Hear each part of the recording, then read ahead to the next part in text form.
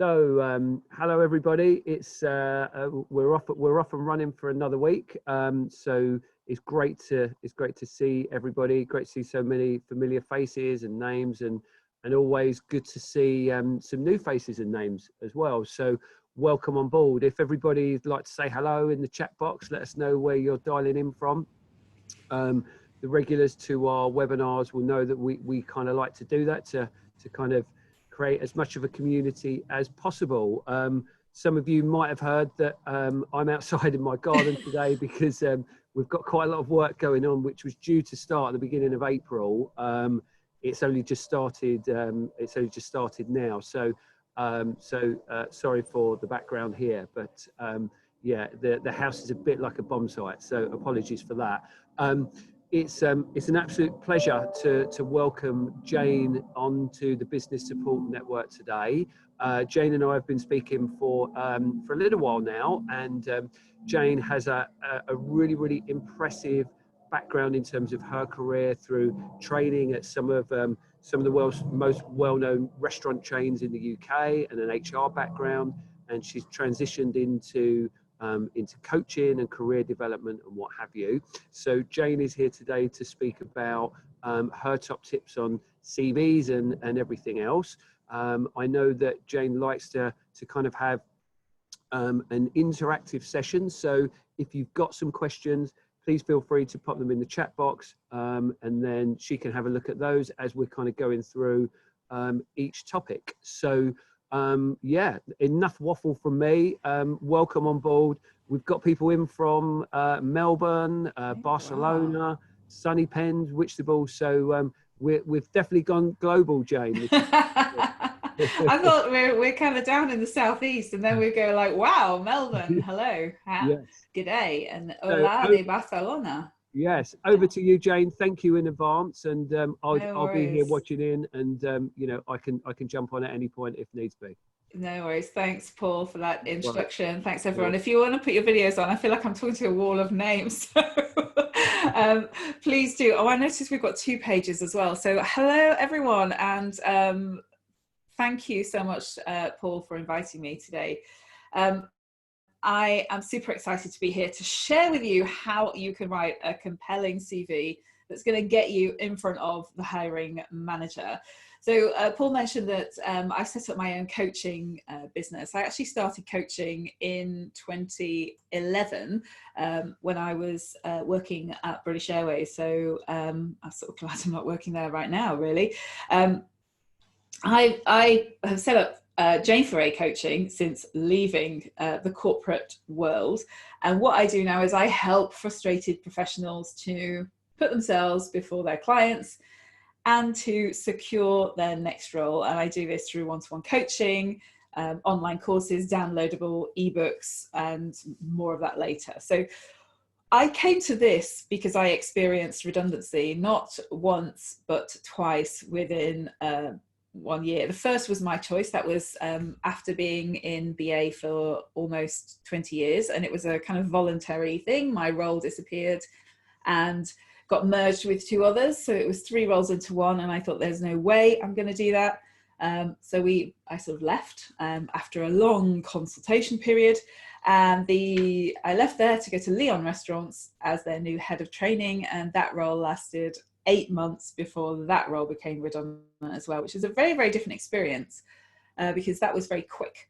So it was literally come to a meeting tomorrow to discuss your future employment, and having been in HR for a long time, I knew that means only one thing, which is you have no future employment. So it was literally come for a meeting on the Friday, Monday is your last day, go home and write a handover. So very different experiences, and that was 2 weeks before Christmas. So it was a bit of a bummer. So after a lot of kind of sort of soul searching and deciding what I wanted to do, I thought I'm going to kind of set up my own business. So I've kind of been on both sides of the table because I've been in the job market twice quite recently, and I've also been on the other side as well because most of my career was in kind of HR. So my last job at BA was head of talent.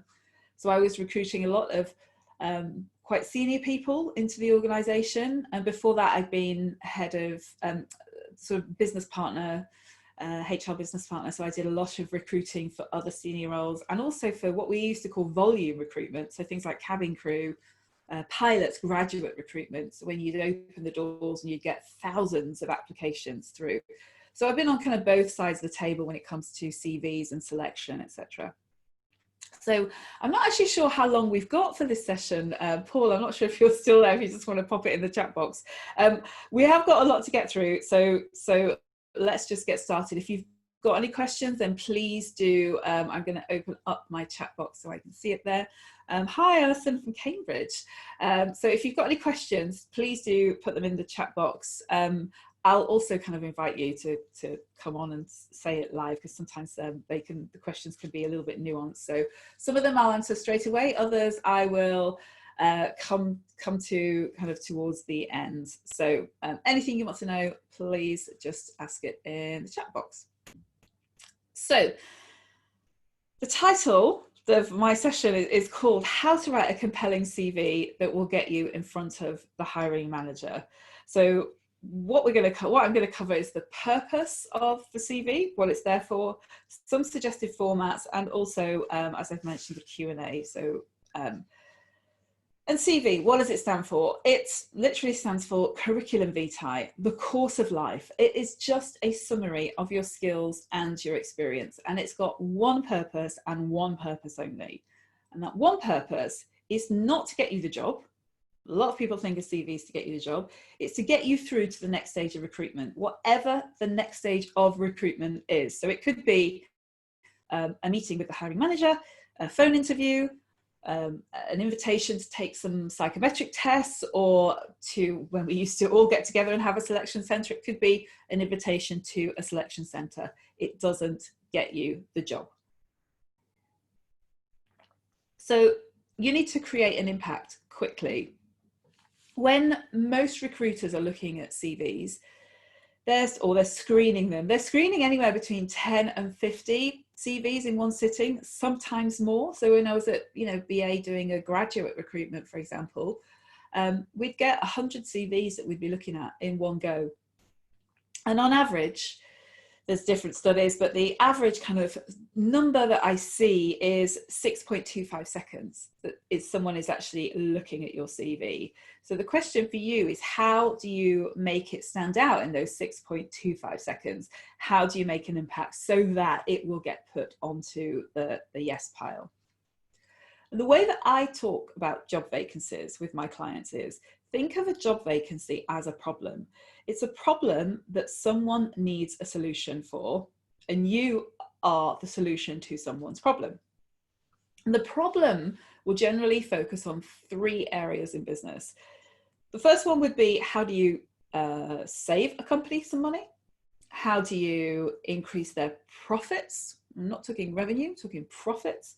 Or how do you mitigate risk? So you think about the solution that you offer should fit into at least one, if not 2 or all of those areas. So how are you, number 1, saving a company money?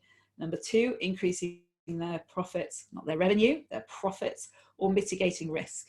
And the risk could be things like brand or reputation risk. It could be financial risk. At British Airways, we had a safety risk. At Leon restaurants, there was a food safety risk, or legal compliance risk, people risk if you're in HR, which kind of edges on the legal risk a lot of the time. And what employers don't want to be doing is they don't want to be searching through the CV to find the bits that are relevant to them. It's your responsibility to match your skills, your experience, your capabilities to the problem that they have got, and put this kind of front and center of your CV. So one of the questions that I'm often asked by my clients is, do they need to write a CV for each job application? And the answer is yes. Okay, so remember, each role, even if it's got the same job title, is going to have a slightly different focus, and therefore the emphasis that you put on your skills and experience is going to be slightly different. So when I left BA, I was looking for kind of head of talent roles. Now, head of talent is one title, but it means lots of different things in different companies. So in some organizations, it was a kind of really recruitment focused role. In other organizations, it was much more focused on the area that I wanted to be in, which is around the talent development area. Other examples would be things like HR business partner. So in some organizations, HR business partner is much more focused on policy and supporting line managers with what they call employee relations. In other businesses, it's focused really on being a strategic business partner with an HR slant. So it's almost like you can probably do both bits of that, but your job as the applicant is to shine the spotlight on the bit that is most relevant to the person with the problem, which is the hiring manager. So that's your obligation. So yeah, you do need to create a CV for each job application. And what I talk about with my clients is build a database CV so that you can then produce a CV that is relevant to the particular role in less than 15 minutes. So the grocery kind of time consuming bit is actually pulling together your database of examples, your database of achievements, so that you can pull the ones that are relevant for each job. So let's kind of go through this kind of top to bottom then. The first thing is, if you think of your CV as like a newspaper, newspapers put headlines on there that grab the attention of the reader. So the bit at the top is your headline. It's it's the bit that grabs the attention. So your executive summary. So the things that I have seen before that just drive me crazy are things like, I am a motivated team player who's equally happy working on their own. I have extensive experience in, I have demonstrable success in, I add value at all levels. A lot of exec summaries that I've read in the past all feel quite kind of vanilla. And again, people remember that 6.25 seconds, people are screening them. And unless you grab my attention quite quickly, I'm going to skip it, because I give it kind of 2 lines. And if it's just the generic vanilla stuff that's not really setting you apart, then I'm just going to skip that and try and move on and find something else. You're now in the job market. So you need to start thinking about yourself as a product, and the hiring manager is the buyer. So you need to spell out exactly who you help and how you help them. And I've got a 5P formula. So Jan V said, how long should an executive summary be?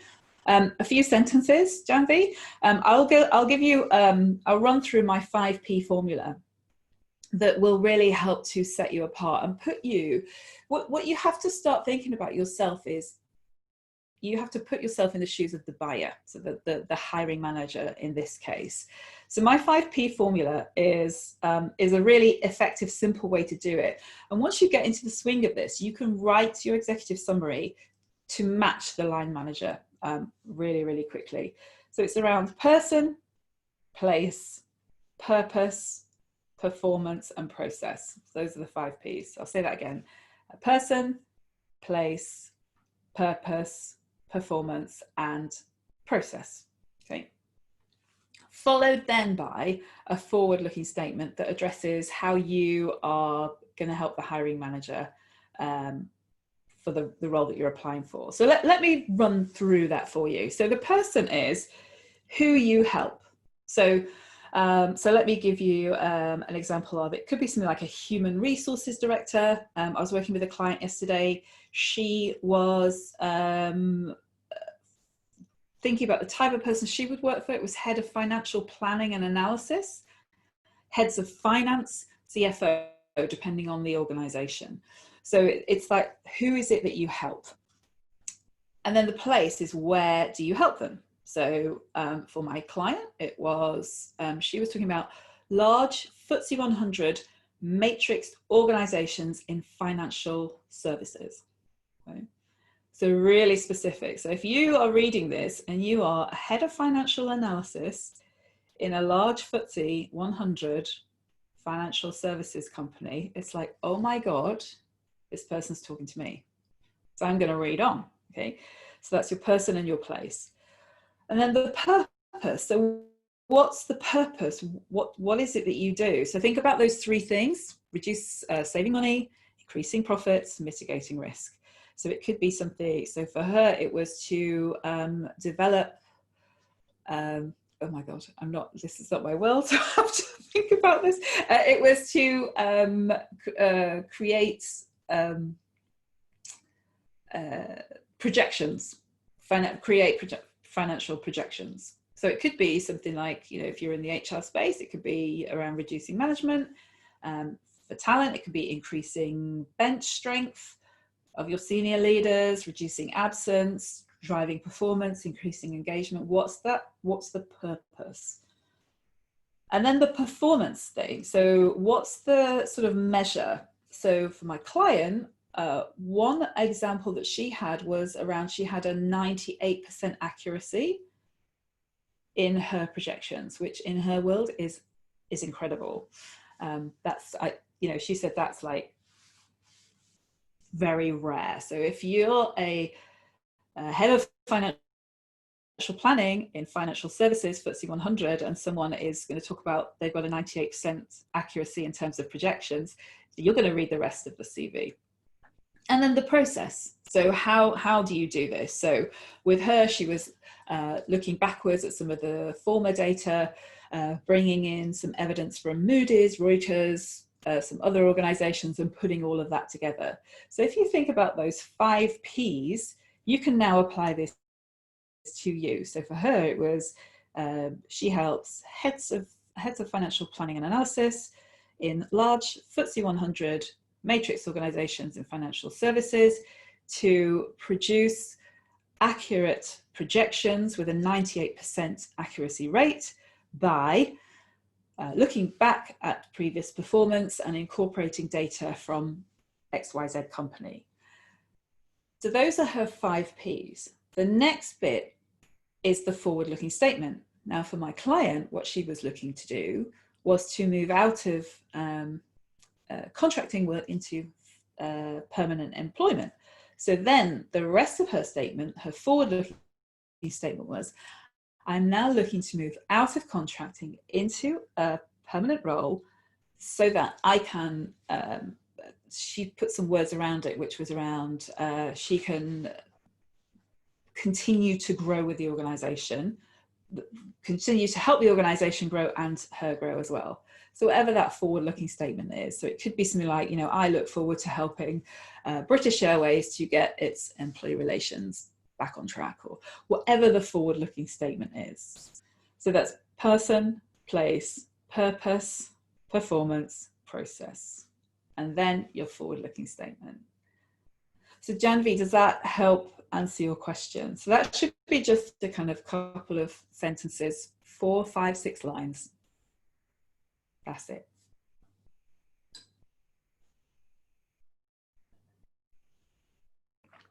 Nicely put and easy to digest. Thank you. Yeah, it is. It's and it's really targeted as well, because if you think about, again, it's back to that thing of when people are reading 50 CVs and everybody is accomplished in this and a great team player, equally competent at working alone, it's just like, oh, by the time you're on number 35, it's like, oh, but then you get one that's really targeted at the hiring manager and you're solving their problem because you've done a bit of research beforehand, then it's much, it's easier to write it actually, and it's just much more specific. So that's your headline summary. The next thing I would put is career highlights. So a maximum of 4, so 3 or 4 examples that demonstrate what you have referred to in your executive summary. So for my client, we talked about some of the projections that she'd done, some of the research that she'd done around career highlights. And they're written in exactly the same way as you would write any of your achievements that appear kind of throughout your CV. So this is where the database CV comes in really handy, because the database has got your list of all your achievements. So again, thinking about what's the particular problem that this line manager has got. So when I moved from BA to Leon, the particular problem that my line manager had was they kind of had a training team, but they had no structure, no process, process, no documents. The team were really enthusiastic, but had never been trained to train. So it was almost kind of, I needed to put some of that in there. So I led with, I mean, I'm a structure, process, like, love all of that stuff. So I put kind of led front and center with those examples, because that's what he was looking for in terms of his person. But you can write anything here that will support what you have written in your exec summary. So in terms of how do you build, okay, sorry, sorry, I've not got my glasses on and I've got two screens, which is why I'm looking over here. As a law student, I'm looking for training contracts and vacation schemes, and I'm not 100% sure what the role I will be joining, i.e. what problem I'm solving. How am I able to adapt my CV to be sure I could fit into anything? Thank you. Hopet, do you want to come? Actually, let's leave that to the end. I'll come back to that if that's okay. Okay, cool. So thinking about your database of achievements, all potential employers are looking to understand kind of what contributions you have made to an organization in the past, as these are generally an indication of what you're capable of achieving in the future. And it doesn't need to be earth-shattering for it to matter. What you're showing is that you've made a difference to an organization and that you can do that again. A useful way to do this is the STAR technique, if you've not heard of it. So STAR stands for situation, task, action, and result. So the situation being the problem or the obstacle, the challenge that you were faced with. The task is kind of what was required of you. The action is the actions that you took, and the results is the benefit to your employer. So it's great if you can use numbers there whenever possible. Now, it's great to do this work up front, because when you get to an interview, you will use that whole STAR process, because you will be, if you have a good interviewer, you'll be asked to give examples of where you've done certain things. So if you can briefly describe the situation, the task, and then the actions that you took and the results, it's a really concise way of responding to those. What you need for your CV is you need the A and the R part, the action and the result. Okay. If you're struggling to think of some examples, because a lot of my clients, they come to me and they say, you know, I was just doing my job. I wasn't really doing anything that amazing. Think about, you know, are there any problems that you identified? Did you introduce a new system or a new procedure that made work easier or reduced errors? Did you increase productivity, reduce downtime? Have you managed people, systems? Have you initiated a sales or an incentive program? What were the results in terms of monetary terms? It could be NPS score, Net Promoter Score increase. There could be an increase in team morale, employee engagement, those kind of things. So did you manage a budget? How much was the budget for? So think about the types of things that you've done. And if you're struggling, if you have got copies of maybe some end of year reviews, that's a really good place to start. I was working with another client last week and she was really struggling. And actually what she did is she pulled up a report from her line manager from her last performance review. And her line manager was speaking about her in really glowing terms. And she was a very articulate line manager. And she was able to put some of that, so almost help my client to see where she really added value. So this is kind of what I would say is the most onerous part of creating a CV, but one where I would say invest the time in doing this, because if you only need to do this once, right? You do it once, you create the database and it's there, and you can then use it for any job that you apply for. And the way that you structure your achievement statement is it's kind of in 3 words. So it's the verb. What is it you did?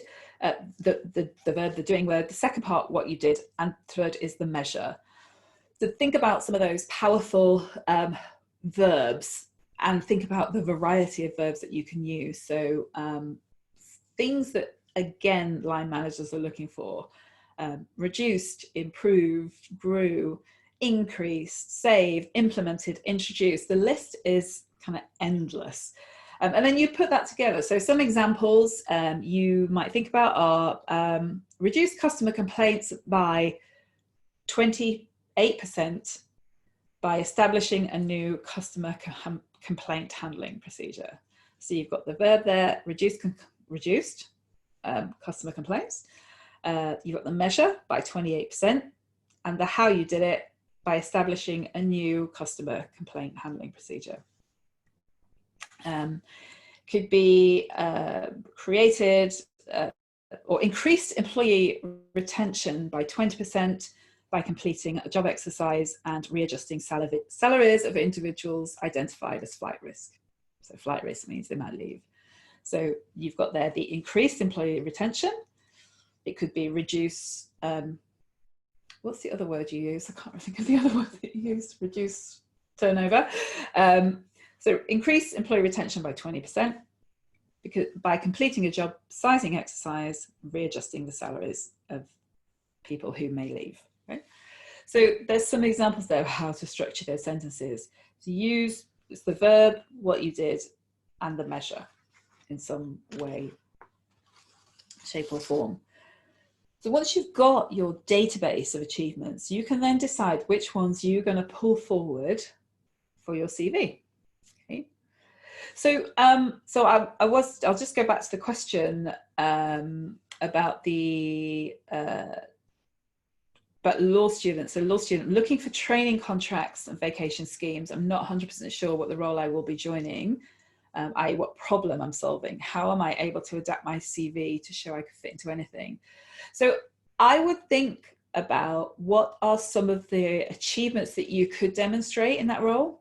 And think about if you're a student, so I would say, have you really got that big a database of achievements? What you might want to think about is to describe more of the type of person that you are. So some examples could be what have you done whilst at university? So are you part of the student committee, for example? I do a lot of work with students at Oxford Brookes in the School of Hospitality Management. So a lot of them work on events, so they organise events. So they've got some good measurables there in terms of how many tickets they sell, how much money they make from each event, how many people they've got there, types of guests that they have. So they have some quite important guests that come. So Raymond Blanc, Ken Hom. They can kind of name drop some of those people in there. So, and think about, it's almost like, how do you position, if you're a student, I get that you may not have as many achievements, but think about some of the other jobs that you might have done. So if you've been, I don't know, working in a Saturday job, have you trained up new people who've come into the business? So if you've been working at Tesco, for example, Tesco's had this massive influx of staff. Have you trained 20 people within 2 weeks or something? There's always a measure that you can put on something. So think about what do you want to show about your work ethic? Are you part of a student council? Some of my students that I work with are like student representatives, so they discuss things like how the course is run. They represent the whole year. It's like a bit like a trade union kind of thing. So they're almost like the student representative with the school. So they will talk about the types of work that they will do. I know one of my students, they introduce gender neutral bathrooms to the university, for example. So think about what are the types of things that you can just demonstrate in terms of here's what I've done. So I hope that helps. Hope that helps answer your question. If any of you have got any other questions, then please do put them in the chat box. My pleasure. Okay, so let's move on there. So you've got your database, your list of achievements. Now think about the kind of listing for each job. What I'll do is I will share my screen. Okay, so what I have here is, so this is, let me close that. I thought it was easier just to kind of show you, this is an example of what we call a chronological CV. So this is listing your most recent job first. So company name. So a lot of the companies I work for are big companies that everybody's heard of. So BA, Leon Restaurants, I always put a statement about what the organization was, because Leon is very London centric, but not a lot of other people at the time were familiar with Leon. So again, a lot of my clients work with people like Vodafone, BP, PwC. You don't need to explain what those companies are, but if you're working with smaller companies we might not have heard of, one line about what that company does and maybe some measure in there. So whether it's a turnover number or an employee number. So I work with a lot of HR people, so they would put 2,000 employees, for example. It just gives me a sense of scale of how you work. And then job title here, job title on the left, and then your dates on the right hand side. And one sentence about what the purpose of the role was. So why were you there? So what was the job for? So in this example, it's directing all human resources for the food business line of the global £20 million FMCG company. Boom. That's all you need, one line, because we're not necessarily we're more interested in what you achieved whilst you were there. So one line like that, and then your key achievements. So again, you've got the action verb here, and kind of what you did. So you've got delivered, that's the verb there. Net savings of 12 million over 5 years through negotiating compensation and benefits package with trade unions.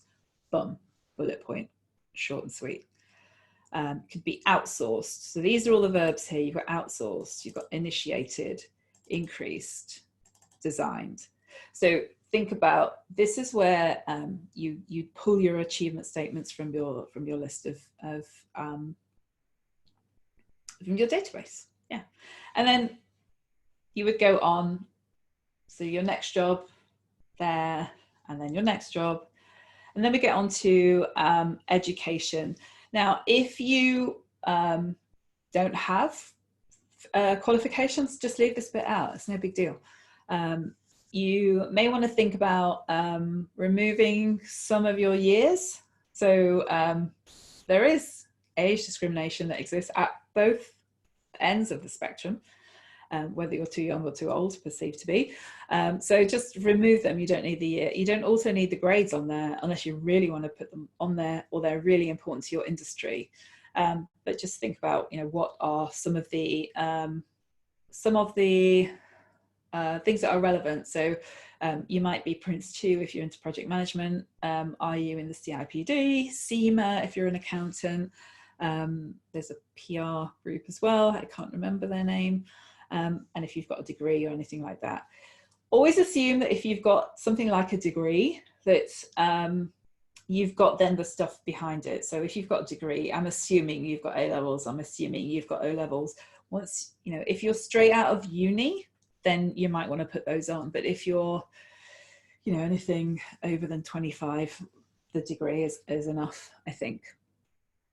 And then interest is, again, anything that you feel is relevant. So, are you on the PTA committee? Are you chair? Are you school governor? Do you do something?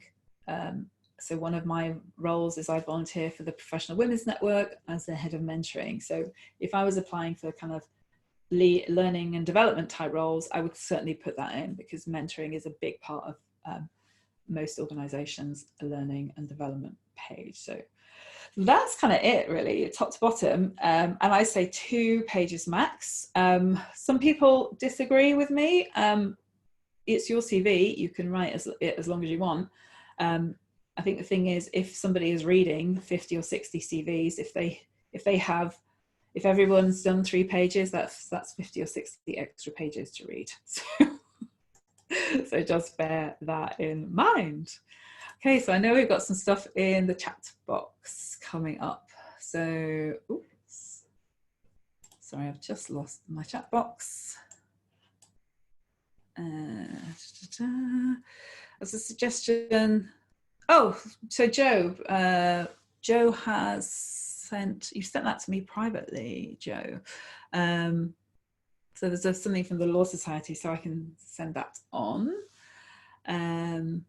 Alex, I've had many administration and paralegal focused roles, and it's not been easy to put the achievements on my CV, more of the actual duties I had. Okay. Alex, are you there? Do you want to come online? Do you want to ask that live? Hi there. Hey, Alex. Hello. How are you doing? Yeah, fine, thanks. Yeah. So you've had, it's not easy to put achievements on your CV, more of the duties. Yeah. It's mainly just like what I've done there, but not the actual achievements, if you know what I mean. Yeah. So it's I mean, I would. not sure, but Yeah, I mean, is there stuff or that maybe not as much as you put on there, but it's just that I maybe just think of one, for instance, and then the rest is the actual tasks I had. Yeah. So, because I mean, see, this is again, it's about how do you set yourself apart from the competition. So if you think everybody is putting, every kind of paralegal is putting on there what they have done, everyone's CV is going to look the same. So this is about how do you set yourself apart. So have a think about what are the things that you've done there. So did you, have you, I don't know, reorganized the filing system so that you can find stuff quicker, for example? Have you played a part in particular cases that swung it for your clients? So really have a think about what, rather than just, well, this is what I did every day, is think about what difference did I make? Did I make a difference to my boss, to our clients, to the business in general? Is there anything that you could think of there? Yeah. So basically, I can just take some of the tasks that I had and just put them into achievements. Yeah. So, for instance, it was just good to get some advice, because I could just take another look at my CV and just. Yeah. I mean, I mean, it's just think about it as, you know, people are looking for how are you going to take my business forward? How are you going to help me be more efficient? You know, is that, you know, mitigate risk? You know, have you spotted errors in a process that saved the company potentially thousands? Did you spot errors in a case that saves the company time? You know, kind of things. Think about those three things: the you know, saving money. Yes. Increasing profit, mitigating risk. So there could be a lot in kind of mitigating risk that you think is like, I'm actually just doing my job, but you've saved the company time and money because you spotted something quite early on. It could be, have a think about stuff like that. It's been more difficult to think about because there haven't really been big companies. They've just been, so haven't really been, so it's not really been that's saving revenue bit. Yeah. It's more like if they've been like a small company, it may be more like difficult. Say they've got they had things they had to archive, like files and things like that. Yeah. It's not really about, oh, I've saved their company from something. It could be time. If you save time is money. Yeah. You know, so it's starting to think more commercially about kind of what you've done. Yes. But Yeah. have a just almost kind of take a step back and have a look at it, or go through some, what do people congratulate you for? What do people take a moment to go, Alex, thank you, that was brilliant, you did this, and the impact was that. Okay. So start to think about those kind of things, and you'll kind of open the floodgates, I'm sure. Yeah, because I've started to amend it slightly, but I'll just take another look at it. Fab. Good luck with that. Okay, thanks a lot. Cheers. From if we want to get a strategic HR BP role, being a current HR advisor, not practical strategic achievements, but we have the knowledge, how to write that key achievements section being aligned to the HR BP role. Do you want to come on the program and ask that live?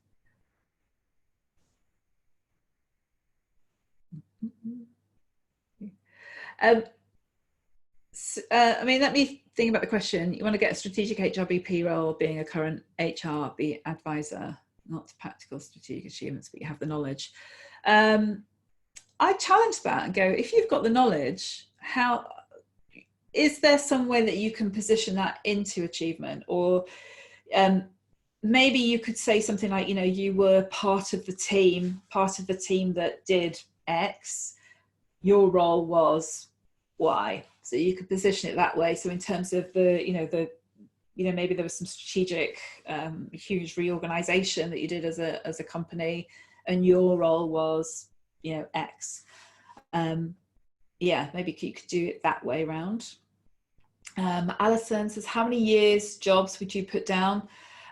It's kind of relevancy, really, Alison. You know, are you on the call still, Alison? Do you want to ask the question live? Hello. Hi, Alison. Hi. Yeah, I mean, I've got a CV that's way too long. Yeah. So I've kind of had temp jobs as well as kind of long-term permanent ones. Yeah. Like I've gone back 10 years, but whether that's too much or not enough. I think have you done lots of different types of roles, or have you got like a lot? No, it's mainly PA, kind of senior administrator roles. Okay. I mean, I think 10 years is fine. It's enough. There is a different way. So my client that I was talking about yesterday, who's got a lot of the contracting roles, so she's got a lot of short-term roles. One of the things we talked about was doing a functional CV. So rather than position, you know, the traditional CV that I described, we call it kind of reverse chronological. You could use a functional CV. So I've got an example of what that would look like. Let me show this.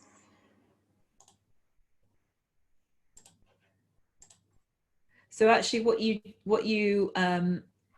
again, you use the exact same examples, the exact same achievements, but what you do is you position that based on your, to use the HR word, competencies or the skills. So it could be business development, it could be organizational skills, communication skills, diary management, people, team management, and you do it that way. And then what you do is you list, so it's exactly the same achievements, and then you list your roles at the bottom here. So that's really useful if you've had a lot of short-term roles, or you're returning to the workplace after a long period of absence. So I think that's quite relevant for people right now who maybe have been furloughed for a while, or they've maybe had a long illness, or they've taken time off for caring. So that's a different way to do it. But it's more about the achievements, I think, for me. Sure. Yeah, okay. Yeah. Thanks for that. No worries. Thank you for the question. So Joe, also find out, so I think this is for Hope.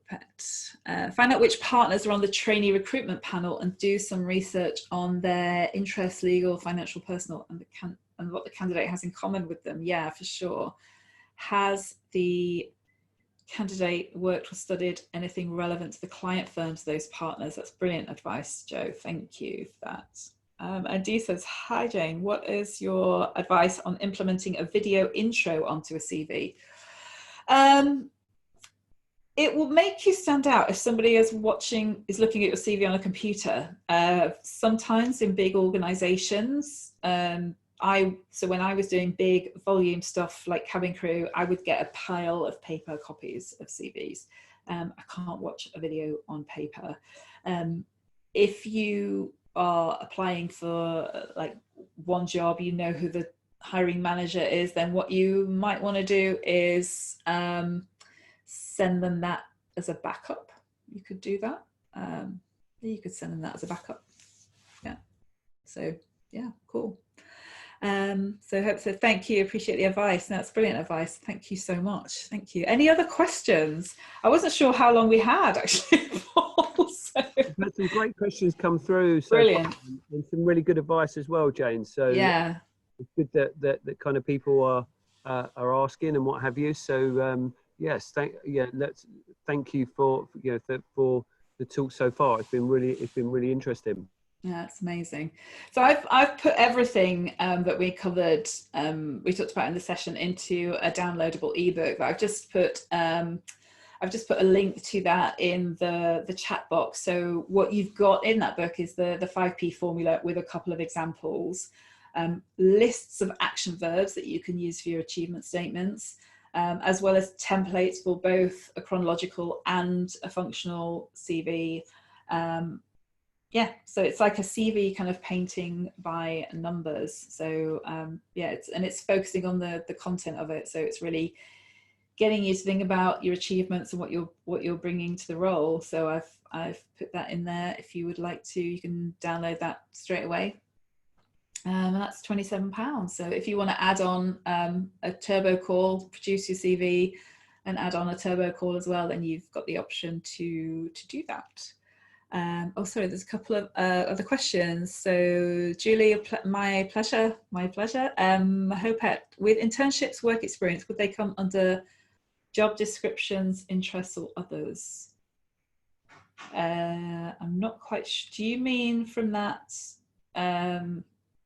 experience on your CV? I think internships, yeah, it's fine. It's things like internships or work experience, even though it's not paid, you're still developing skills and you're still providing value to the organization in some way. So so yeah, I think you absolutely should put that on there. And I think the fact that you've gone and done internships and you've got experience, then yeah, it's brilliant. You absolutely should. Yeah, it's not an interest, it's work experience, isn't it? It's just that you're not paid for it, that's all. Cool. Okay, brilliant. I think if there's no more, I'm always used to doing these on Facebook. It takes a couple of minutes for questions to sort of filter through and stuff. So. I think it's great, Jane. It's great because there's been lots of advice and lots of people have been asking the questions as well. So so thanks for that. Would you mind putting that link up in the business support page for sure. kind of so we can people that gives it a kind of wider access. No, that's fantastic. On behalf of everyone, thanks for your time today. It's been great. It's been great having you on, and I think that this is it's a topic that is going to be very relevant both now and in the coming months to come for a number of people. So it's kind of good to have this advice now, and people can start implementing these things into CVs here and now, whilst we have the moment to kind of do it, basically. Yeah, no, it's there's certainly a lot of people messaging me right now. So, oh, Janfi, that's really kind. Learn more in this hour than other training session or webinar. It's not even been an hour. It's been 50 minutes. So there you go. Your value per minute is way up there. That's good. Thank you, Janfi. That's what you get in the business support network. You Yay. see, this is what it's all about.